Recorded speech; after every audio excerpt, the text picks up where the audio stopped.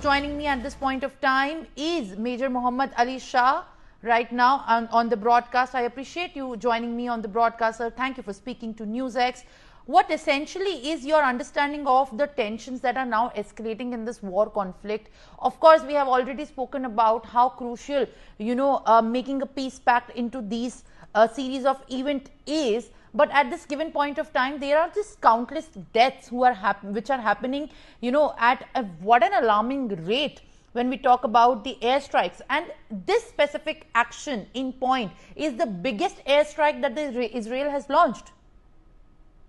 You are right. This is the biggest airstrike that Israel has launched. A few days back, they had launched 70 airstrikes. And because, firstly, let's begin from 17 September.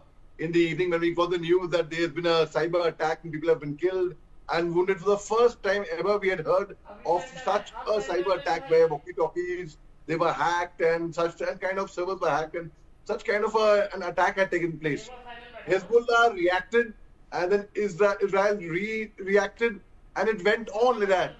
So now the very fact is, when we get the toll which is rising, so far it has risen to, I believe, 492 and over 1,500 wounded so far, and toll is likely to go up. It is indeed very, very alarming and distressing because this war is not coming down.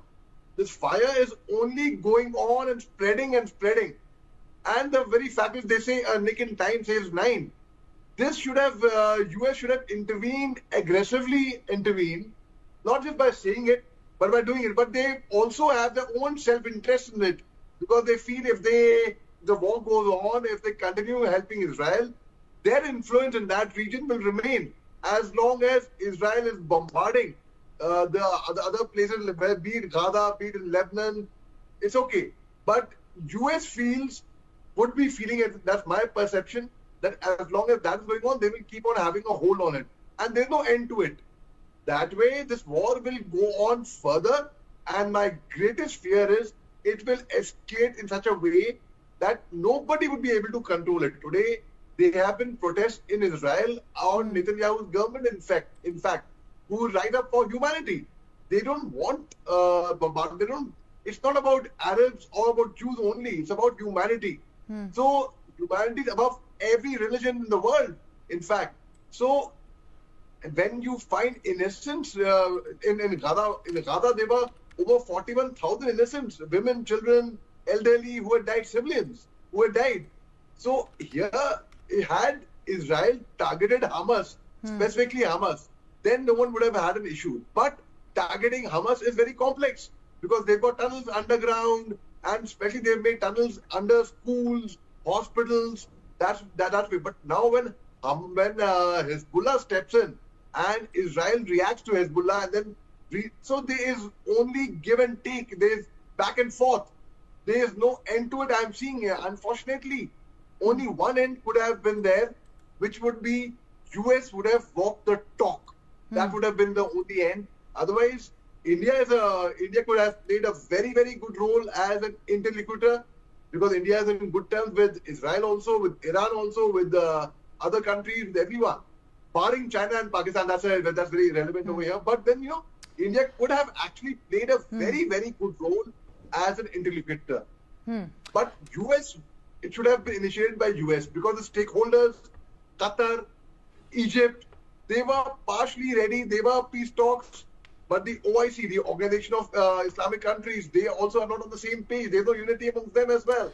Major Mohammad Ali Shah, let me get a minute right now to also mention that, Israeli Prime Minister Benjamin Netanyahu has set a goal of demilitarizing Hamas in the Gaza and ensuring that it can no longer govern. But at this given point of time, the latest statement that is coming from Israel's airstrike against Hezbollah, the Prime Minister Benjamin Netanyahu has in fact also reiterated that complicated days are ahead.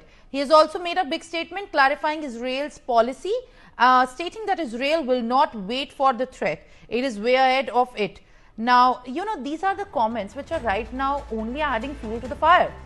What do you make of this in complete rhetoric whenever we are talking about and whenever we are discussing, in fact, the focus remains to be on how there has to be an end to killing innocent lives. And amid this war, there are countless children, there are countless women, there are families that are being shattered.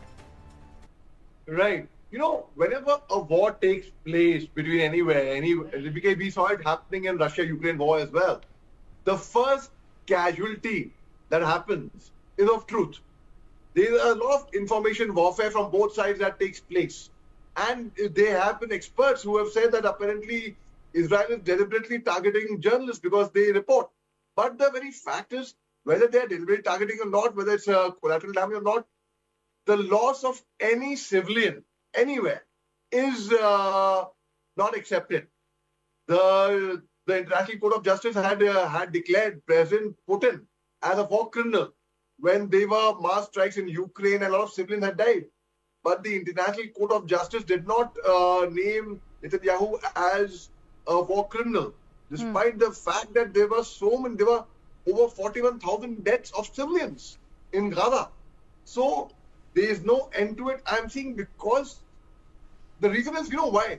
Because the International Court of Justice is also influenced to a large extent by Americans. So Americans say, okay, they thought, let's get President Putin as a war criminal. But Netanyahu, since they've got the blessings of America, he wasn't termed as a war criminal. Whereas he did more damage than what President Putin had done to Ukraine on the civilians. So when we see this kind of an atmosphere building up, and we can only expect the fire to go on further. It will not douse down, unfortunately, and very, very sadly. Yes. All right, Major Mohammad Ali Shah, there you are making some significant points as far as the Israel-Hezbollah conflict only grows further and tensions continue to escalate. Thank you for speaking to NewsX.